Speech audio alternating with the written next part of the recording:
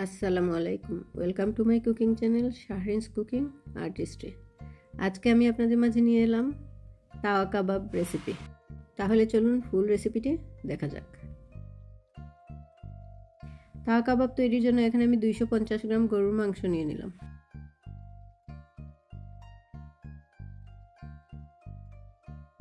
পাঁচ ছয় পিস আদা কুচি নিয়ে নিলাম। রসুন কোয়া নিয়ে নিলাম 5-6 পিস। গোলমরিচের গুঁড়া 1.5 চা চামচ, গরম মশলা পাউডার 1.5 চা চামচ, চাট মশলা পাউডার 1.5 চা চামচ, জিরা গুঁড়া 1.5 চা চামচ, 1 পিস ব্রেড ও হাফ কাপ পেঁয়াজ দিয়ে আমি এটাকে ভালো করে ব্লেন্ড করে নেব। ব্লেন্ড হয়ে গেছে, এখন এটা আমি একটা বাটিতে নিয়ে নেব।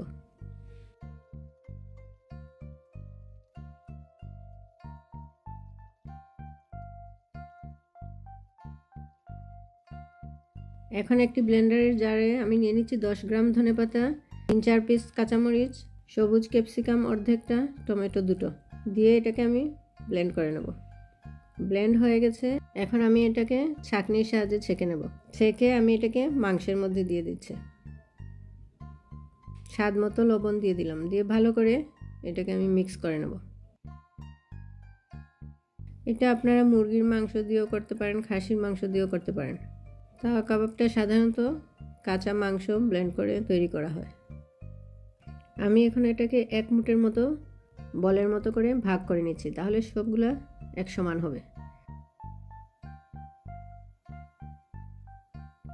এখন এটাকে আমি একটা চামচের লম্বা চামচের ডাটার মধ্যে এটাকে আমি চেপে চেপে সেট করে নেব। খেয়াল রাখতে হবে ভেতরে ফাঁপা আছে কিনা। টাইট টাইট করে এভাবে চেপে চেপে সেট করে নেবেন। আর ঠিকমতো বাইন্ডিং হয়েছে কিনা এটা খেয়াল রাখতে হবে। যদি মনে করেন যে বাইন্ডিং ঠিকঠাক হয় নাই, তাহলে এতে 1 চা চামচ অথবা 1 টেবিল চামচ কর্নফ্লাওয়ার দিয়ে দিতে পারেন। ভালো বাইন্ডিং না হলে এটা কিন্তু ভেঙে ভেঙে পড়ে যাবে। আমি এটাকে চামচের ডাটা থেকে খুলে ফেলছি, বের করে নিচ্ছি। এটা শাসলিক কাঠির সাহায্যেও আপনারা করতে পারবেন।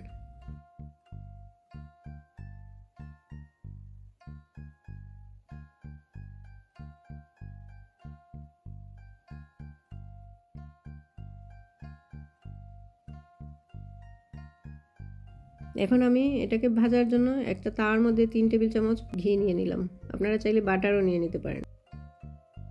এখন অল্প আছে আস্তে আস্তে করে এটাকে উল্টে পাল্টে ব্রাউন কালার করে ভাজবো।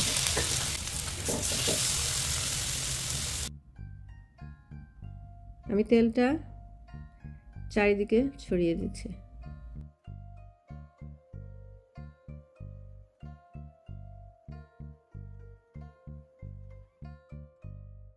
এটা করতে হলে বড় একটা তাওয়া বা ফ্রাই প্যানে নিতে হবে।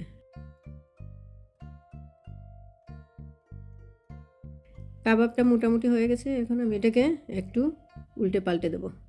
চারিদিকে উল্টে পাল্টে এভাবে অল্প আছে এটাকে ভাজতে হবে।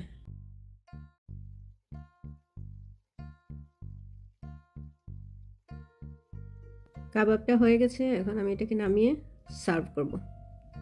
খুব সাবধানে উঠাতে হবে, না হলে ভেঙে যাওয়ার চান্স খুব বেশি থাকে। খুবই সুন্দর হয়েছে কাবাবটা দেখতে।